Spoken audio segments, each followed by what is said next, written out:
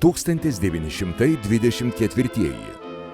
Lietuvos Respublikos prezidentą pavadavęs Seimo pirmininkas Jonas Staugaitis patvirtina Seimo priimtą Prekybos ir pramonės rūmų įstatymą. Prekybos ir pramonės rūmai pripažįstami visuotinė įstaiga, kurios pagrindinis uždavinys – kelti vietinės prekybos ir pramonės lygį, atstovauti prekybininkų ir pramonininkų interesams. Rūmai įpareigoti teikti žinias ir patarimus vyriausybei, kaip tvarkyti jaunos nepriklausomos šalies ūkį. Įsigaliojus šiam įstatymui 1925 m. birželį Kaune atidaryti pirmieji Lietuvos prekybos ir pramonės rūmai, kuriems pradeda vadovauti ekonomistas Jonas Dobkevičius. Tai pradedama skaičiuoti 100-metė istorija. Vos tik pradėjusi veikti, organizacija pradeda bendradarbiauti su tuometinės Vokietijos sudėtyje esančios Klaipėdos prekybos rūmais. Pastarieji buvo įsteigti 1919 metais, reorganizavus Klaipėdos pirklių korporaciją. 1923-aisiais Klaipėdos kraštas tampa Lietuvos dalimi, tačiau neilgam.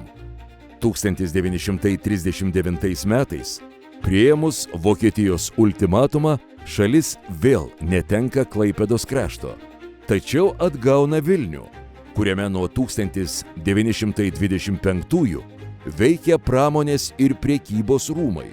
Tik jų veikla buvo orientuota į kraštą administravusios Lenkijos ekonomiką. Sovietų Sąjungos kariuomenei įžengus į Lietuvą prasidėjo sovietinis laikotarpis. Laisvosios rinkos sąlygos naikinamos. Nebelieka poreikio turėti prekybos, pramonės ir amatų rūmų. Ministro pirmininko Justo Paleckio įsakymu rūmai pradedami likviduoti. Pastatas Kaune nacionalizuojamas, o 1941 metais rūmai galutinai paleisti. Maskva Baltijos valstybėms skyrė daug dėmesio. Investicijos čia buvo pigesnės, pramonė išplėtota, kokybė aukšta. Įsteigiami Lietuvos TSR prekybos ir pramonės rūmai. Tarybų sąjungos prekybos ir pramonės rūmų dalis. Lietuvai žengiant pirmosius žingsnius nepriklausomybės link, atgimimo laikotarpiu prekybos, pramonės ir amatų rūmai tampa viena pirmųjų organizacijų pareiškusi apie savarankiškumą bei atsiribojusi nuo sovietinio centro. Rūmai nedelsdami imasi atgaivinti geriausias prieškario verslo tradicijas ir netrunka įsitvirtinti kaip arčiausiai verslo regioninių principų veikianti nevyriausybinė organizacija, kurios narius netrukus jau vienija Lietuvos prekybos, pramonės ir amatų rūmų asociacija. Pirmuoju jos prezidentu išrinktas Jonas Povilaitis. Klaipėdoje rūmų veikla atgaivinta 1990 rugsėjo 14 dieną, turint 11 narių. Pirmasis prezidentas – tuometinio Klaipėdos celiuliozės ir kartono fabriko direktorius Gytis Albrechtas.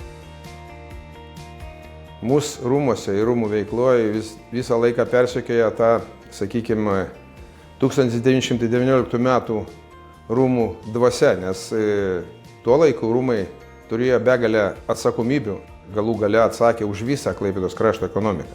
Ir mes tikrai stengiamės padėti verslui Klaipėdos krašto, jaučiamės už jį atsakingi iš tikrųjų, o Klaipėdos verslas yra iš tikrųjų gana stambus, stiprus ir iš tikrųjų teikiantis daug finansų valstybės ekonomikai. Tai yra faktas, nes Klaipėda yra uostas, tai yra vartai į pasaulį.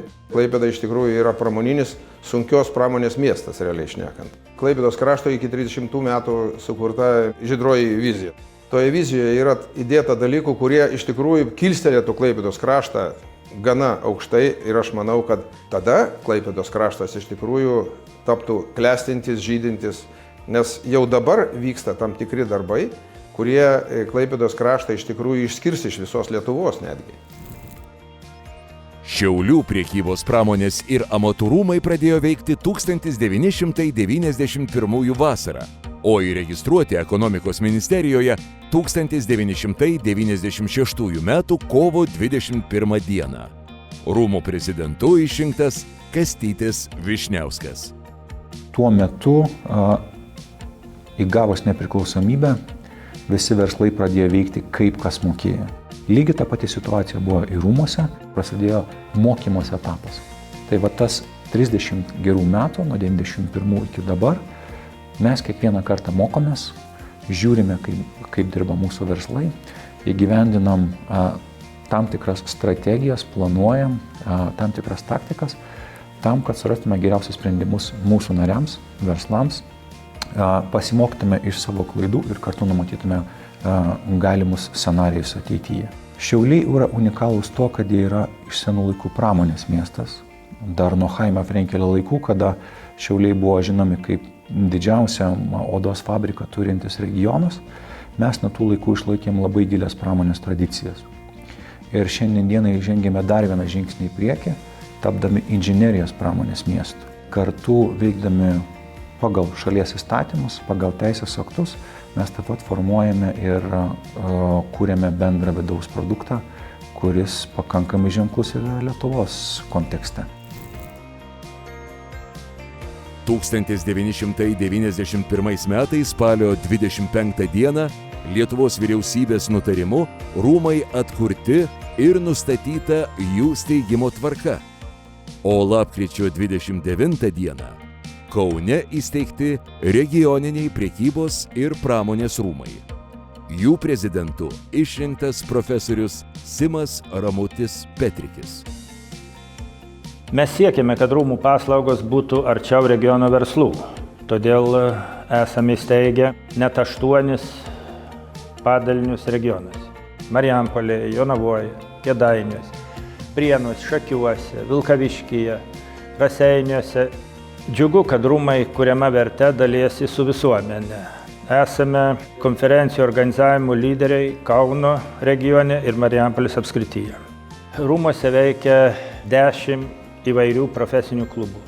Renginiai rūmuose vyksta kasdien. Šiandien drąsiai galima teigti, kad Kauno prekybos pramonės ir amatų rūmai yra žinomiausia ir didžiausia verslo bendruomenė Lietuvoje.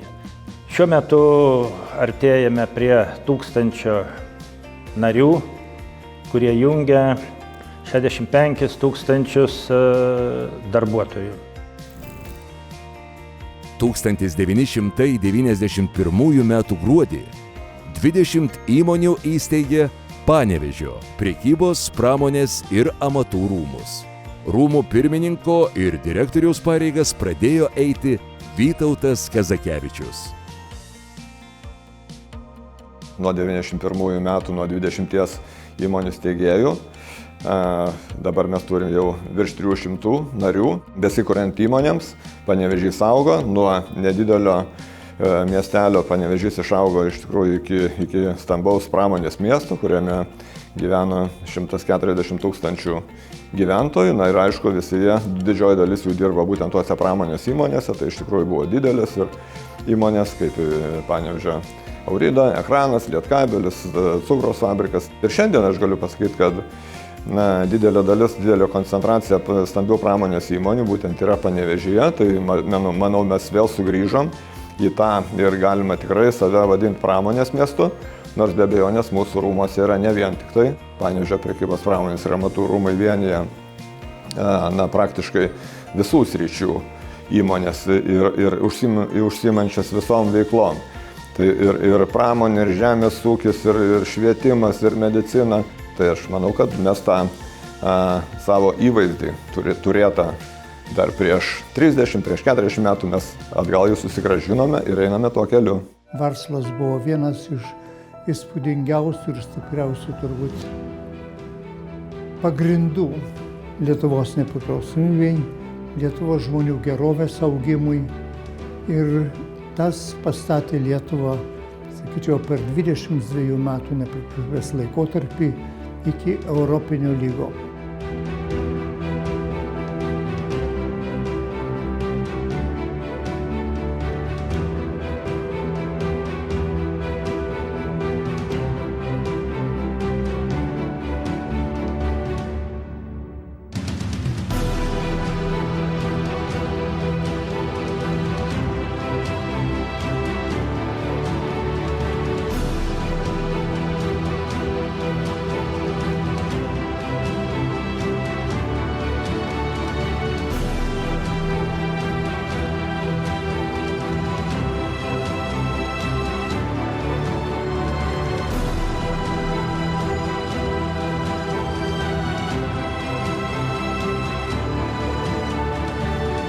pradėti reikia visada nuo žmogaus. Jeigu yra žmogus turtingas ir laimingas, tai ir valstybė bus klestinti ir turtinga. O toliau jau viskas įvyks. Turime vieningą misiją – tapti didžiausia verslo vieninti organizacija visoje Lietuvoje. Tęsime bendradarbiavimą su valdžios institucijomis ir aktyviai atstovausime bendriesiems verslo interesams, taip tapdami įtakingiausią regioninę verslo bendruomenę Lietuvoje. Prekybos pramonės armatūrų asociacija galim prisidėti labai stipriai prie mūsų šalies ūkio vystymosi.